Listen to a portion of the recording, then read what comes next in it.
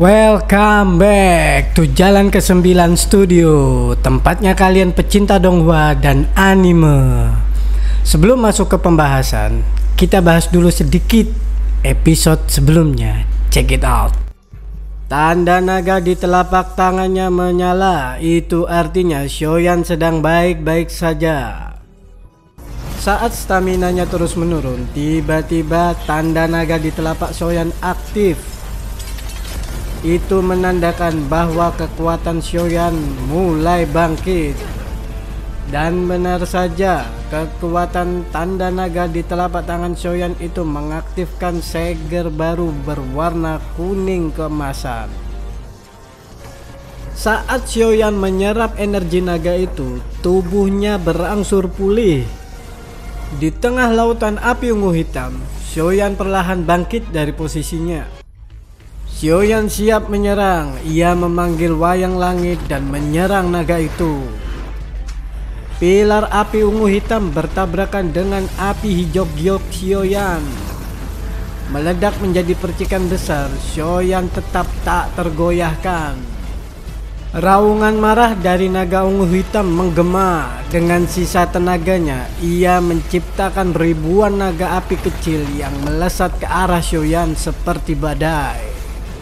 Shoyan berdiri teguh di tengah ledakan naga api itu. Tubuhnya tidak terguncang sedikit pun. Dari dalam kobaran api, ia melangkah maju seperti dewa api yang turun dari langit. Namun, serangan itu sia-sia. Shoyan hanya tersenyum lalu mengangkat tangannya. Segel naga di telapak tangannya memancarkan cahaya kemasan yang begitu terang, membuat lautan api ungu hitam mulai tersedot masuk. Saat Shoyan menelan kembali api itu ke dalam tubuhnya, auranya tiba-tiba meledak. Tubuhnya dipenuhi oleh kekuatan Douki yang mengalir deras, menghancurkan setiap penghalang di dalam tubuhnya. Dozong bintang 456, aura Shoyan terus melonjak dengan kecepatan yang sulit dipercaya. Dalam hitungan menit, ia telah tembus batas dan mencapai bintang 9 Dozong. Namun muncul retakan yang semakin besar. Tak lama, ledakan dahsyat pun muncul yang mengejutkan semua orang yang ada di Menara Pil. Kekhawatiran tiga petinggi Menara Pil terjadi. Ledakan dahsyat itu merusak segel wilayah bintang dan membuat retakan semakin besar. Ledakan itu seolah-olah merobek batasan wilayah bintang dengan Menara Pil. Tak lama, seekor naga api ungu hitam muncul dari dalam dan mengejutkan semua orang. Di atas langit Holypil City, sebuah celah spasial terbuka. Api ungu hitam yang sebelumnya mengancam seluruh kota kini perlahan surut, seperti tunduk pada sebuah perintah. Mereka yang menyaksikannya hanya bisa terpaku dalam keheningan. Shoyan, kau masih hidup? Sebelum Shoyan bisa menjawab, sebuah bayangan putih tiba-tiba bergegas ke sisinya. Itu adalah dokter peri kecil. Wajahnya yang memancarkan kegembiraan bercampur lega. Tenanglah, aku baik-baik saja. Di belakangnya, Xian dan Tian Hou Zunze juga tiba. Xian dengan nada sedikit ceria ikut menyambutnya. Xian, sudah kebilang, segel nagaku tidak akan salah. Aku tahu kau pasti baik-baik saja, Shoyan. Tian Hou Zunze yang lebih pendiam hanya mengangguk, tapi sorot matanya tidak bisa menyembunyikan rasa kagumnya.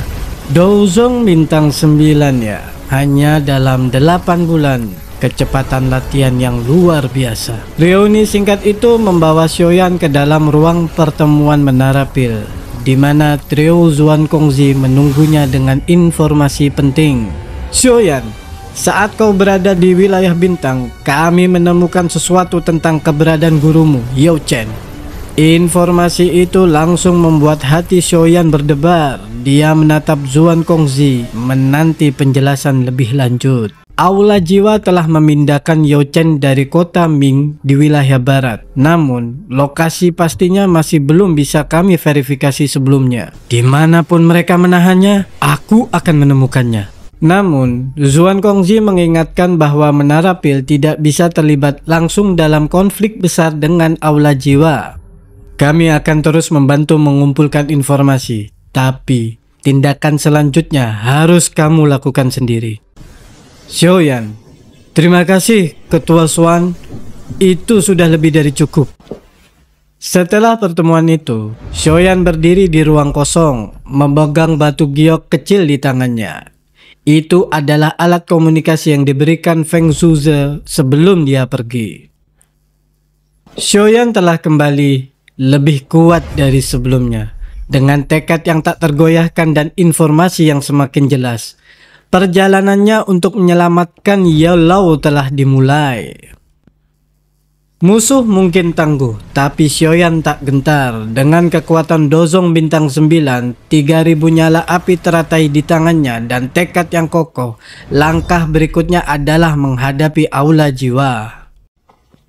Setelah percakapan dengan 3 ketua besar Menara Pil selesai, Xiaoyan dan kelompoknya kembali ke kamar mereka. Tapi suasana di dalam ruangan segera diwarnai dengan pertanyaan penuh rasa ingin tahu. Adakah yang terjadi selama aku pergi? Yizon dan Silang akhirnya kembali ke kota Ye setelah menunggu cukup lama. Selain itu, sekte Xuan yang dalam sempat datang mencari masalah, menuduhmu bertanggung jawab atas kematian beberapa sesepuh mereka. Xiaoyan mendengarkan dengan tenang, meskipun matanya sedikit menyipit saat nama sekte Xuan disebutkan. Xiaoyan, biarkan mereka. Jika mereka ingin mencari masalah, kita tidak perlu bersikap sopan. Namun, suasana kembali santai ketika Xiaoyan memperhatikan aura dokter peri kecil yang tampak lebih kuat. Xiaoyan, auramu tampaknya jauh lebih kuat dari sebelumnya.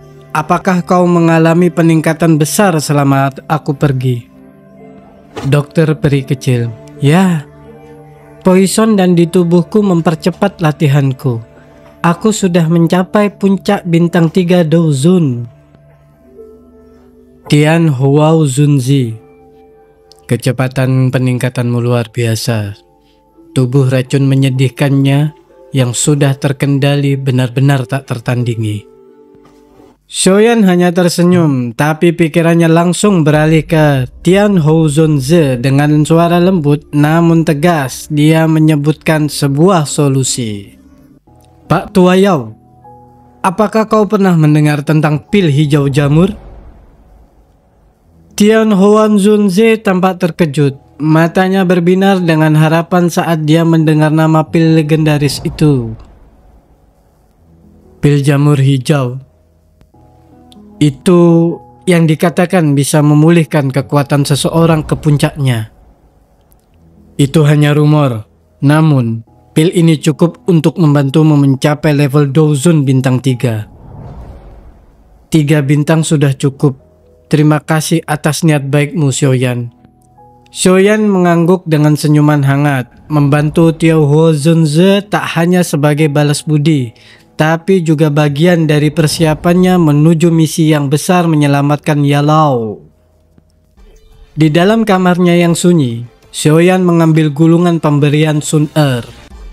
Itu adalah panduan untuk mempelajari keterampilan segel dewa, teknik Dou tingkat tinggi yang luar biasa rumit. Keterampilan ini terdiri dari 5 segel, namun Xiaoyan baru mempelajari 2 segel pertama. Dengan kekuatannya saat ini, dia merasa yakin bisa menguasai segel tanah terbalik dan mencoba memahami segel penguburan langit.